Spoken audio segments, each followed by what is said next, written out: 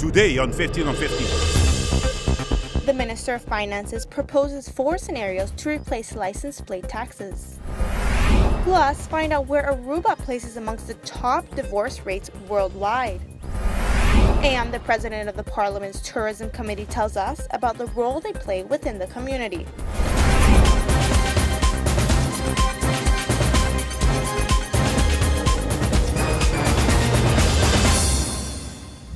Thank you for joining us on another edition of 15 on 15 right here on Channel 15 ATV with Daniela Piazzi. Let's start off the show with the latest local news topics. Currently, all island inhabitants who drive a car must annually pay taxes to receive number plates. This is paid annually, and therefore each year the license plate changes color. Well, the Ministry of Finance is looking into radically changing the system. The Minister Angel Bermudez has presented 4 scenarios to pay for the citizens of Aruba to pay for their plates by adding a tax onto their gas prices or their diesel prices. Currently on the island, drivers must pay an annual fee to get their license plates. The Minister of Finance's Angel Bermudez has proposed 4 scenarios to remove the need to go through the process of paying for plates and also to avoid the hassle of road checks to control the taxes that have been paid. The current proposition consists of removing the annual fee and instead paying a tax through gas prices. The minister estimates it will be an increase of 10 to 15 cents per gallon. It will also remove the need for a change of plates every year. This complication with the plan is that those who drive more, they will contribute more. Therefore, the government is currently debating a way to compensate those who drive long distances on a daily basis. Although a definite decision has not been made yet, Mr. Bermudez guarantees that the resolution will be found before January of 2016. In other news, to close off the cruise symposium which took place last week, the Minister of Tourism, Otmar Oduber, announced a big increase in the cruise ship visitors' expenditures. During a recent study conducted by the Business Research and Economy Advisors Organization, they concluded that compared to 2012, the cruise ship tourist expenditures have risen by 17.5%. The Berea International Institute conducts these studies worldwide every 3 years. This study was announced during the Aruba Cruise Symposium, where the Minister Otmar Oduber announced his content with these results and hopes 2016 will indeed be a record year for cruise tourism. On another note, with the time for students to prepare for their futures coming near, a large percentage will decide to study abroad. Therefore, the Department of Human Trafficking on the island put together a seminar on the matter. They hope to educate those who will be going abroad on the measures and precautions that they should be taking against human trafficking. For those who will be saying goodbye to their graduate children this upcoming July, it can be tough to let them go, especially when knowing the dangers of living alone abroad. Therefore, the police's Human Trafficking Department put a seminar together to educate Aruba's future generations about the precautions one should take when moving away. The police department states that there have been several scenarios where Aruban students have been victims of human trafficking abroad for illegal purposes, and what is most important is to always stay alert of the signs. Everyone has the potential to discover a human trafficking situation. While the victims may sometimes be kept behind locked doors, they are often hidden right in front of us. Knowing indicators of human trafficking and some follow-up questions will help you act on your gut feeling that someone is wrong and report it. Besides protecting the community, the various police departments have always been very active within our community. With either seminars, educational programs, or charity work, recently the K9 unit of Aruba visited the Sonrisa camp, which is a program for those with mental disabilities. They gave an entertaining presentation of the work that is being done with the police dogs. Together with the Belgian K9 trainer Dirk Lemmens, the Aruba K9 unit made a visit to the children with mental disabilities at the Sonrisa vacation camp. Police agents have made demonstrations of what the role police dogs play in critical situations and also presented the variety of tricks they know. The police department has always been very committed to the Aruban community to always give back, even if it is in the form of a smile. Within 5 minutes, the K9 unit was able to put a smile on everyone's faces. It was honestly very touching. On another note, since Aruba is the island with very dry weather, it can be tough to grow food here. Therefore, it is mainly dependent on foreign countries and food supplies. Nevertheless, Aruba does have a local farmers market which is called Santa Rosa, which is open to the public to buy fresh, locally grown products. Over the past year, Santa Rosa has had several farmers markets with clients from all corners of the island. Santa Rosa's farmers markets are very popular amongst the community, and they are always packed with customers from all corners of the island. Santa Rosa is a local farm that grows crops and raises animals. This upcoming weekend, Santa Rosa will be hosting their final market of the year, and they invite the community to join them for the opportunity to buy Aruba's local products, plants, and natural remedies. For those who would like to visit Santa Rosa's final farmers market for the year, it will be taking place this Sunday, the 1st of November, starting at 9 a.m. We'll be right back with more 15 on 15 right after a word from one of our sponsors. When we come back, find out about the latest international rankings Aruba forms a part of.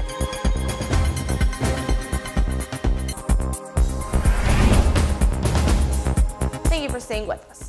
The union between two partners recognized by authority of ceremony is as old as civilization itself, and marriage of some kind of another is found virtually in every society of the world. Aruba has been made famous as a wedding destination for many couples. In fact, the island has been rated on many occasions as one of the top wedding destinations in the world. But what is not advertised as often is the shockingly high divorce rate. As a matter of fact, Aruba has one of the highest divorce rates in the world. Gathering data from recent CBS statistics, international rankings have named Aruba amongst the top countries in the world regarding divorce rate. For many years, Aruba was number 3 on the list behind England and Russia. But as of this year, research has concluded that the one happy island may not be so happy after all. According to these studies, out of 100 marriages, 91 end up in divorce within 10 years. Women have been proved to divorce on an average age of 30 and men by the age of 32. In fact, half of the island's marriages end in divorce by the age of 50. For these reasons, Aruba has climbed up to the second spot of the world's divorce rate, surpassing England and gaining the top spot behind Russia. It is suspected that financial problems have a large role in the island's divorces due to low salary and employment rates, but high standards of living. In other news, the World Travel Awards are known worldwide as the Oscars of the travel industry. On a regional level, Caribbean countries are nominated for the top spots in the tourism industry, and on the island, local hotels and spa compete to be recognized as the best. During this year's 22nd Annual Travel Awards, 7 resorts were nominated for the prize of Aruba's leading resort of 2015, and the winner has been announced. Bukuti and Tara Beach Resort have been elected the winners of the 2015 World Travel Awards as the best hotel on the island. These awards are considered the top in the travel industry. The annual travel awards are selected by top players in the industry along with tour operators, travel agencies, and visiting guests. The general manager of the resort, Mr. Ewald Beeman, states that this award recognizes the hard work and dedication the resort has put in within the past 12 months, and receiving the prize for leading resort in Aruba is truly an honor. The World Travel Awards recognize and celebrates the accomplishments of all of those in the industry. Over 5,000 organizations participate each and every year. Congratulations to Tara and Bukuti Beach Resort for another addition to your long list of awards. Moving forward, in honor of World Food Day, Michael Kors has announced a host of initiatives to support the brand's Watch Hunger Stop global campaign to fight world hunger. Watch Hunger Stop, established in 2013, raises funds and awareness to help achieve a world with zero hunger. The brand's partner in the effort is in the United Nations World Food Program. This program is the world's largest humanitarian agency fighting hunger worldwide, delivering food assistance in emergencies, and working with communities to improve nutrition and build resilience. Each year, this program assists some 80 million people in around 80 countries. Michael Kors will donate 50 school meals for each photo taken with the Watch Hunger Stop shirt and upload it to social media with the hashtag #WatchHungerStop. There are also possibilities to donate directly at participating stores. Today, 1 in 8 people globally go to bed hungry every night. 870 million people in the world do not have enough to eat. Hunger is the #1 health risk in the world. 1/3 of all deaths in children under 5 are due to undernutrition. 1 in 8 people go to bed hungry. Go to bed hungry every night. Every night. Every night. Make the pledge, and together we can end the world's most solvable problem. Join me and watch Hunger Stop. To snap a picture with your own Michael Kors shirt, you can visit the local Michael Kors store in the Renaissance Mall or visit their website watchhungerstop.com. Stay tuned because after the break, we will have more 15 on 15 right here on Channel 15 for you. After the break, Jennifer Reyes-Adams tells us about her role within the Reuben Parliament.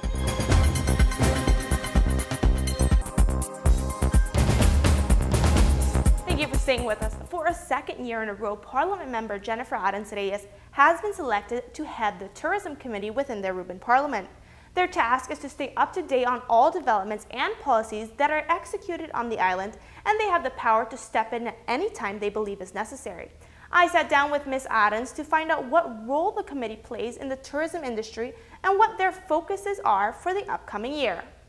Within the Reuben Parliament, there are many committees that handle sectors such as local social affairs, healthcare, and education. The Parliament member Jennifer Reyes-Adams is an active member within several committees and has been elected this year for the second time to lead the Tourism Committee within the Parliament. Mrs. Reyes-Adams tells us a little bit more of the committee's goals and tasks. What we do is mostly we focus on the legislative part. So if there's a new law coming up, for example, we have the all-inclusive for the hotel regulation is something that we from the Parliament wanted to see. So that is what we're focusing mostly on, the laws that are coming up. Also, we keep an eye on policies that we have implemented as Aruba, and also for the government, we keep an eye on all the developments and what they're doing. And if we see that something is not going like we would want, one of the members of myself could ask for a meeting with one of the stakeholders.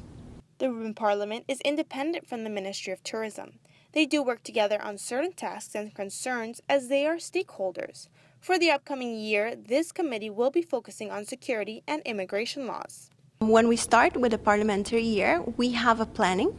So we have different points of attention that we would like to see. For example, this year, we would like to focus more on the part of security, which Aruba is very well known for, and we have a lot of repeat guests as well because of the security.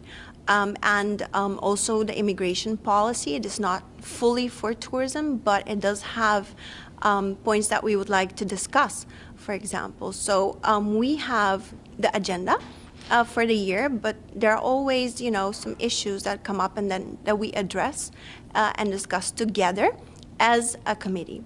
The committee itself can ask the minister, in this case, if they have a special petition, and give them advice. Or if we want to see something happen, we actually let our voice be heard.